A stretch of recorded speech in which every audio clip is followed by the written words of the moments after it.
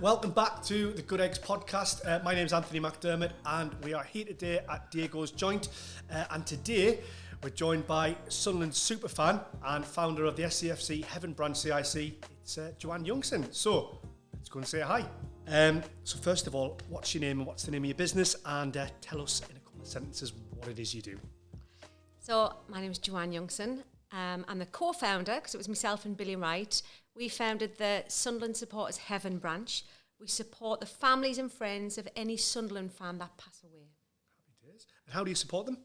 So we go right from a funeral, and this is built up over 4 seasons. Yeah. So what we do is come naturally, or it's come organically from what people actually need. Right. So at the point of a funeral, we will get pitch clippings from the hallowed turf from the Stadium of Light straight to that person, straight in the coffin to be with that person, to take them on their final journey.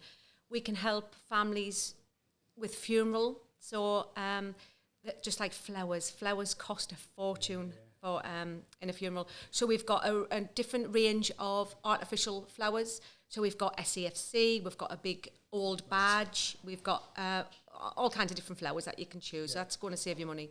We've also got flags. So coffin flags that will go over. Got the old badge, the new badge, and they're all decorated really nice. So the person takes pitch clippings with them, and we've also got pitch clipping gifts that we make up for the family and friends of that person. So it might be little teddy bears and bracelets. We've got key rings, and we have workshops where families who've used the pitch clippings in the past, they come together and we make them up together. So they're made up by people who's used them. So it's nice feeling in a community. I guess it's full circle for them, isn't it? And it makes them feel like they're giving back to something that's helped them, isn't it? Mm-hmm. And you do a bit of counselling as well, is that right? Is that kind of separate to the organisation? No, it's all in one. So we've got the pitch clipping. So that's everything, support around the funeral. Then a few weeks or months, whenever anybody's ready, really, we've got our pebble painting session. So they'll paint a pebble in memory of granddad, mum, nana, whatever it is. And then they can lay that at the memorial area. In the memorial area, we've got a secret little box that's hidden. The memorial area is outside the Stadium of Light, the main stand. So the secret box, if you find it, you have to press 1973 on it. It'll open and there's some love bugs in. So everybody takes a love bug once you've laid your pebble. It's great for the kids, like a treasure hunt. And we've got regular activities that we all meet. We've got our annual candlelight remembrance service now. We do a lot as a little community. But yes, when we've got a monthly bereavement group, right. And we got some funding from the National Lottery over a year, nearly 2 years ago now. And so we have a monthly bereavement group run by counsellors. And what I realised, well, in our activities, before counselling come along, we realised that people were struggling. And myself, my volunteers, Billy, we're not experts in that kind of thing. So how are we going to help these people? So we looked to have a bereavement group. The counsellors in the bereavement group were noticing people were really struggling. They might need that one-to-one support, a little bit extra. And again, people need real good professional people with qualifications who know what they're doing. So now we provide one-to-one counselling.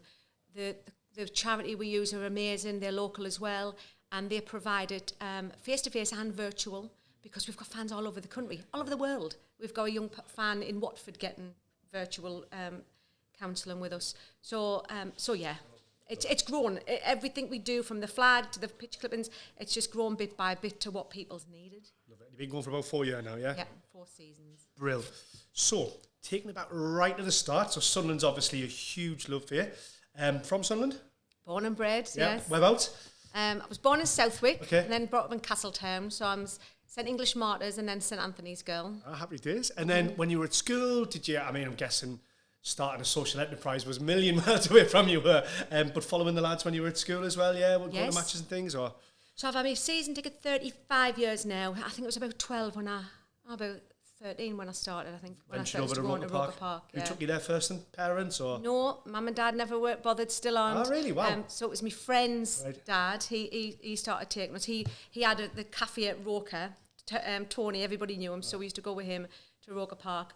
But I started working at 12. I was on the markets at 12. Right. So my dad always thought I'd start something, but I as life does, it just brings you into different ways. I went into working at a kids' home, into social work. Right. My dad was brought up in care, so I'd always had a kind of, I don't know, a passion or a... bit of a nurturing kind of aspect to you, maybe? Yeah, I looked at how my dad, how his childhood had kind of happened, and wanted, or had some intrigue. I wanted to do something there, you know, so yeah. Is that what you did? So you left school and then went straight into care and then kind of worked in that sector for about what? I went into the children's home when I was 18, which was a bit bizarre because I'm telling kids who were 17 to get to bed. They were like, who the fuck are you telling me to get to bed? No. So I was in the same home for 12 years. Then I went and done my social work degree. Right. I worked for social work. I've only ever had 2 employers in my whole entire life. Really? Once, wow. Yeah, Sunderland Council, and then the company I work for now. I've been there 12 years. But so I went and done my social work degree, and then later my masters at Sunderland as well. So you were there for how long? Long time, I'm guessing. In the kids' home. 15 years, 20 years. Yes, yeah. And then what kind of took you to the job you're in at the moment? I ended up in child protection, so I was at the disabilities team in Sunderland, and I ended up in child protection, and it was a tough time for Sunderland at the time. It was job cuts and stuff. And you know what? I wasn't enjoying it. Right. And the minute you think you can't keep children safe, or it's burnout time, or I needed to move. Is that how you felt at the time? Yeah, you felt I can't really do anymore. Okay. Yeah. Okay. And I put my heart and soul into everything, and my batteries were low. So I moved to a company who I work with now, and they support adults in the workplace with disabilities and health conditions. So and I've been doing that since, and I love it. I do love it. So you've always had a community interest, haven't you? You've always been somebody who wants to give back, I guess. It's never been about chasing the pound for you, I'm guessing. It's always been about going to bed at night and thinking, I did something good today. Would that be fair to say? Yeah, I'd say so, yeah. Okay. And throughout all of your working life, I guess Sunderland has always been the kind of the naysay. So started off going to Roker Park. Whereabouts were you in Roker Park? Fulwell End, Roker End? Fulwell. Yeah. I was in the Fulwell End. Yes. Any good memories of the Fulwell End? Anything that springs to mind? Got some good times back then. Maybe it's not. Well, my main memories of Roker Park is the last ever game, and going down when beautiful Roker was being torn down. I would go down, and O'Brien's were, tearing her down. I'd be, excuse me, mate, can you get that? And I used to fill my car up most days and take it to my mum and dad's garage. But the best ever game, I'd say, Roker Park days was, I think it was Derby. It was my first ever game was Derby away, and where we all go on the pitch. Slightly, I used to drink a lot then days. It kind of merged everything into one. But yeah, great days at Roker. I miss Roker so much. Do you know what? I'm glad I got to go because I think I had a season ticket there, not the last year, Roker Park, the season before with my dad in the Fulwell End. But I'm glad I got to see it and experience. I wish I'd got to see it in its heyday. Yeah. I'm a bit sad I never got. When I saw it, it was decrepit and it was falling to bits and it wasn't what it was. But I've still got loads of good memories there. My granddad's friend used to work on the turnstiles, and so my dad never used to want to pay, so we used to all sneak in the turnstile again, and the three of us used to push through, and that's the kind of thing I remember. Loads of stories about people jumping over. Obviously, I'm good friends with George Forster, 99 years young next month, and the stories are just unreal at Roker. The attendances. And the football, I guess, was, as we were leaving Roker Park, just started to turn a little bit. Peter Reid had arrived, and had arrived, a year and a half, 2 years earlier, and Premier League football was on the horizon. And then how did you kind of find the transition to Stadium of Light? Still loving it, obviously, and I'd imagine you were a bit in awe like I was, going, what on earth is this? Is this ours? Is that kind of right? Yeah, I was. I'm neurodiverse like yourself, so we don't deal with change very well. And in the same season, we got a new badge and a new stadium. So I remember I hacked off my new badge and sewed on the old badge in protest. I didn't want to change the badge. I love the old badge as well, But yeah, the stadium, she's beautiful, and Bob Murray's vision came alive. It's amazing, isn't it? To think, Bob Murray, when he built it, well, I remember the first plans were Nissan, weren't there, obviously, and that kind of fell through because our friends up the road made sure that it was catapulted down. But he got the Stadium of Light on the Colliery site, and look at us now. We've got bands from all over the world come here, and 40,000 people every week. It's class, isn't it? Yeah, I think it was meant to be there. That's a good spot for it. I'm glad it's there. And so, in terms of your Sunderland supporter journey over that period of time, then you've had some ups and downs, to say the least, over the last 25 years. Yeah. How would you kind of sum it up, I guess? I think, well, I'm a member of a branch, so it's when you're a part of a branch, it's your family. So I started travelling with the Bolden branch when I was 18, I was the first lady committee member of the Bolton branch. I was 18. That sounds pretty good. It wasn't. It was just Freddie telling me, go and tell them to clear the cans off and go and check the toilet. And, but so all these people are like family now. So over the years, everybody goes through their ups and downs together. We've had tough time. I mean, through me. It's been a lot of tears, both ways. I think through the teens and 20s, every penny I got, I was living with my mum and dad, every penny I got was on Sunderland Football Club, and it was just everything. But obviously I became a mother at 28, so things be kind of, change a little bit when you've got your little one, you're dragging a child along who doesn't want to really go. Isn't it mad though, because I always think about this, when I go to the match, and not being disrespectful, you look at some people and you've got now, you can tell, you can say, you haven't got a lot, but they give every penny to that football club. Home and away, week in, week out. They've always got the new shirts. Yeah, it's people's life, isn't it? And away travel is expensive. It's absolute. People give up. I've given up holidays. I mean, thank goodness I wouldn't have had my season ticket this long in consecutive years if Quinny hadn't brought out the direct debit scheme. Because I remember the season he brought that out, I was struggling. I was single mum. I was at uni. Working part time. And he brought that out. It was absolutely magical, and they've still got it now. And thank God, they need to keep that as long as they can. They need to keep that direct debit. So your passions obviously grew and grew and grew over the years, and you kind of became, I guess, engrossed in the club a little bit more in terms of the fabric of it, and in terms of being involved in the association. So where did Heaven Branch come from then? So my friend, me and Billy were sitting chatting one day. So we lost Freddie. So Freddie ran the Bolton branch. Right. He was like a second dad to me. Travelled the country with him. And actually about 6 months before Fred, we lost Keith Charlton. Keith Charlton was a big fan. Loads of people know me. He was at the Fans Museum volunteering all the time. We lost him. And then it rocked us all a little bit. And then Freddie went. And it was like, gee, Christ. Anyway, we were talking to, one day me and Billy were talking, we said, out of the branches, we'd lost a fair few out of the branches, and we said, there's enough of them up there to have a branch up there.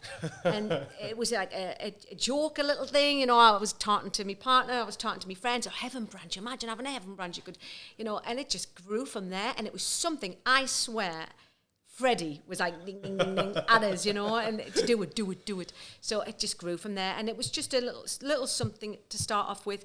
You get a certificate. It's part of a branch, but obviously it's grown. It's clearly meeting.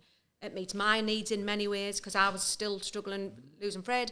So what year was this? This is 2020, is it? You're going to ask us that. I can't remember what. About 6 years ago, right. Freddie died. 2020 as well. Okay. Yeah, so it was a little bit in between. We're losing Fred, and but it's. I mean, the pitch clippings alone. Every time I hand over them pitch clippings or send, and this week some's gone to Dundee, some's gone to Reading, you get goosebumps because it means so much to people. It's phenomenal. I always find it bizarre when people from the Northeast still say, football, it's not a big a deal. I'm like, how can you not see, if you live in the Northeast, Sunderland or Newcastle, or even our friends in Yorkshire, how can you not say that football doesn't get...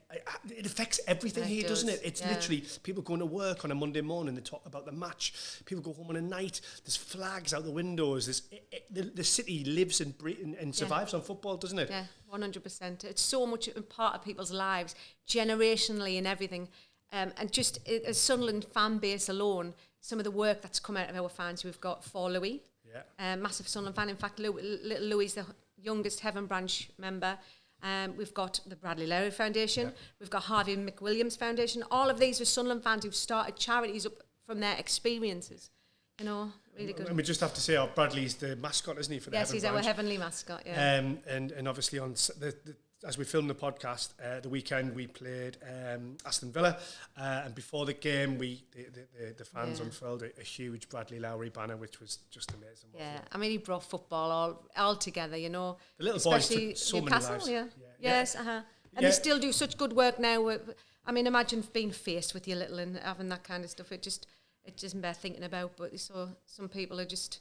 they deserve all the help they can possibly get. And a match day, forgetting all your worries for that day, getting a bit fuss-made, the players coming to see you, having a bit scran and all that. Just, it's magic. It really is. I still get a bit teary watching that video when he's... Do you mean? Honestly, every time. And I can just see it in my mind every time. It's just so sad, isn't it? I know. But it was a great moment on Saturday, and fair play to everybody. involved in that. Yeah, even the Villa fans, you know, there was flags and stuff with Bradley on. It's good.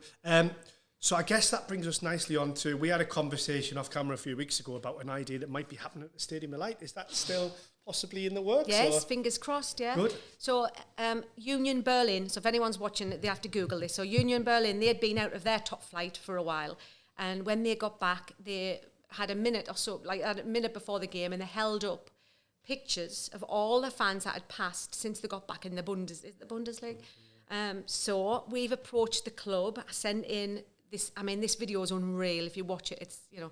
So we want to put our own little spin on that. So for the memorial game this season versus Man City, we're hopefully just going to be holding up pictures of people who've passed in the last 8 years since we've been in the Premier. Amazing. And we've got some really great, you know, we've got Louise Wanless. She was a member of staff who passed away. Her family's on board, Carlton Fairweather, staff as well. So staff that we've lost along the way as well. That'd be an amazing moment. So if you can, make sure you get involved in the Man City game. Hold up a picture of a loved one, is that right? Yes, You know, we're going to be putting it out in the press and everything. And, you know, we've got about 150 families in the Heaven Branch so far going to be doing it. So we're just nearer the time, we're going to get the word out. Do it too early, people forget. Make sure you got your hankies as well, yeah? Yes, yeah. It's always special, that match anyway. But that'll be a bit more special. Good. So so the Heaven Branch has kind of been going, 5-6 years now.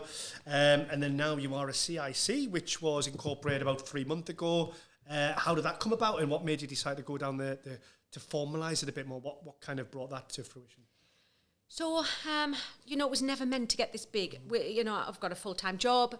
We've accumulated some wonderful volunteers who are all so dedicated to it. Billy's got his own thing going on, but it was getting bigger and bigger. And all of a sudden, you become responsible for people's expectations and what their, you know, their grief. And so we wanted to structure it in a little bit of a better way. And I automatically thought we need to be a charity. We need to be a charity. I spent the day with Louis. They were marvellous. Said, Joanne, come and ask any questions you want about, you know, how it's ran, finances, anything like that. And so we looked into it, and actually the Heaven Branch runs on very, very little. I run it from my workplace. People send in self-addressed envelopes for the certificates. We don't need a lot of money other than for the council. So we don't need to be a charity for that reason. We don't need it. So I was thinking I could probably make it self-sufficient, and so that we don't really need to be a charity. We don't need to take money from other charities, you know. So a CIC, community interest company, we can bring in a bit of funding, our badges, you know, it keeps it ticking along. So that was enough. We needed, it just met our needs. How did that feel, structuring it, going from a passion project and something that was not a hobby, but, well, it was a bit of a hobby, I guess, to start with. And you give back, you want to give back. How does that feel now where it's become a bit more formal? Is that still a bit scary, would you say? Or do you kind of feel like you've come to terms with it a bit now? Or? Well, I'm lucky enough to be in the same building as VCAS. Yeah. So they helped me right from the beginning with our safeguarding policies, our constitution, setting up a bank account. They're on hand, they were marvellous. When we decided to kind of, I've worked in the voluntary and charity sector all that time. Making that little switch was a bit different. So obviously I came to the BIC and dipped my toe in the business side of it. I'm not a natural businesswoman, to be fair. Everybody in this sector is exactly the same. Like you want to do. Yeah. But as long as we get enough money to tick by to be able to give counselling, we take no wages out of it. We don't need anything major out of it. So it has been scary, but only in a way that I don't really want to let people down in any way. But everything seems to happen for a reason. So we started off with one flag. We now have 5 flags, 4 adult, 1 child, unfortunately, but it's needed. And then we started getting flowers. So I realised about the flowers. We've got 5 sets of flowers now. And little things happen, strange things happen in the Heaven Branch. Like, I'd had a conversation once saying, I'm dreading the day that I don't have enough flowers to give out to a family. The next day, someone came and went, we've got some money to donate to you, do it with what you want. And I was like, do you mind if we buy some more flowers? No. So it kind of, it just lovely things happen. It just great. I love it. So we've got the CICs up and running now. You're making a bit of money. Kind of, where's the kind of vision and the dream now? I mean, I know you don't particularly want to make it huge and a big monster because you want to keep control of it still. But where would you like to see the CIC going? Where would you like to develop it, do you think? I didn't expect that. I don't know. That's a big question. In an ideal world, if you had all the money in the world and you had all the things right at your fingertips, what would you like to do? I guess it's provide more counselling. Yeah. I mean, my worry is that we get too big that we can't, I think last season, 18 people got one-to-one counselling. We don't have a cap on it because I've had bereavement counselling myself and you get 6. That ain't enough. Sometimes that's just opening the can slightly. So we don't want to have a cap on them. I just want to be safe in the knowledge that we've got enough. Because what we buy hours of counselling. Right. So I want to know that I've got plenty of... I'm just put in for another Awards for All grant. Classic. So forget that, I'll be tap dancing all over it. So it'll keep us going for another year, And so, yeah, especially the young people. We've had a family came in and said, we raised this at the funeral. And I said, we're really wanting to do a memory box thing with the kids, like big wooden memory boxes. You decorate them, you paint them, and we talk about Grandad, and we talk about Nana, what you're going to put in your memory box and what it's for. And so they were over the moon with that, and we're going to do that every year. Every summer I want to do that with the kids. They put so much effort into it, and it doesn't have to be sad.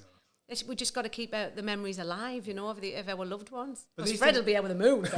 He'll be over the moon. He's still doing this, still doing his bit for Sunderland from the grave. But I guess these things cost money, don't they? And ultimately, you need as much help as you can get in that respect, because the more money you have, the more things you can do, isn't it? And I guess at some point, you might want to... There might be all sorts you might want to kind of delve into, isn't it? Have you got any ideas on where that goes at the minute? Or at the minute you're like, let's just get this season out of the way and move from... Do you work in seasons, I guess, do you really, with the football club? Probably not. No, because people die, unfortunately, all the time. So, no, we don't. And I don't know, we just kind of roll with it and take what comes our way and we deal with it then. So I never, ever dreamed that it was going to be as big as it is. And I don't think Billy did either. But yeah, there's no doubt, it is marvellous. It really, really is. I mean, it would be lovely for other clubs to do it. Yeah. And I always say, them up the road are just as daft and just love their club. They could do it. But I think it's got to be fan-led. Yeah. I think it means more to be fan-led. I think so. And I think, you know what, you could realistically, this could be a model that is kind of developed and used elsewhere, because I haven't seen this anywhere else. I don't know if you have. No, I've looked and I don't think this... Other clubs do. I mean, I put a lot of...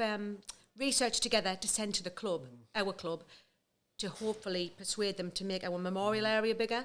And there is some good work goes on in other Premiership, right across the Football League, to be fair, but nothing like a Heaven Branch and nothing to what we do, Interesting.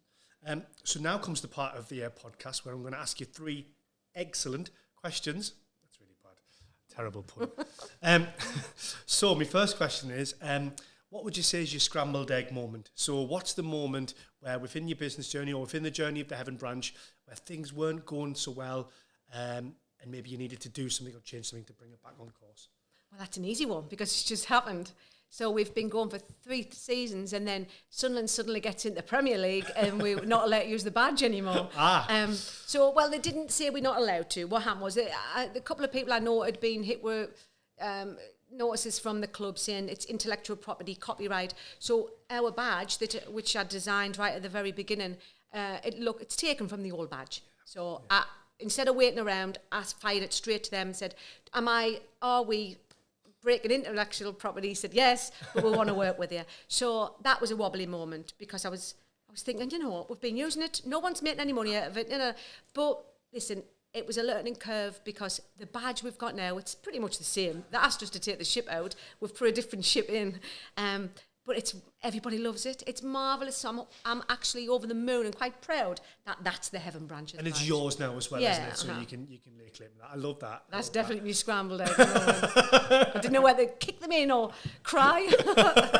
But it's good though because you adapted and you overcame and I know you said right at the beginning that you don't consider yourself a business person, but that's exactly what people do in business. Yeah. You have to just adjust, don't you? And that's exactly what you did. What would you say is your golden egg then? What would you say is the one nugget of information or advice that someone's given you or that you would give to somebody else, especially when in the social enterprise world, would you say, and in this kind of community-driven led stuff? For a long time, we thought it was a silly idea.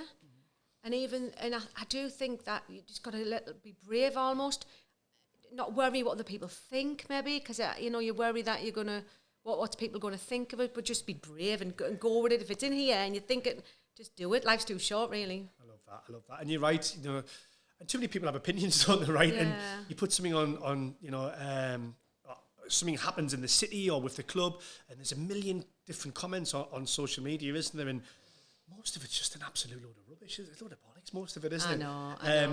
I know it's cliche and it's been bandied about everywhere, but I remember when my nana died, and that's the nearest I've had to kind of really struggling.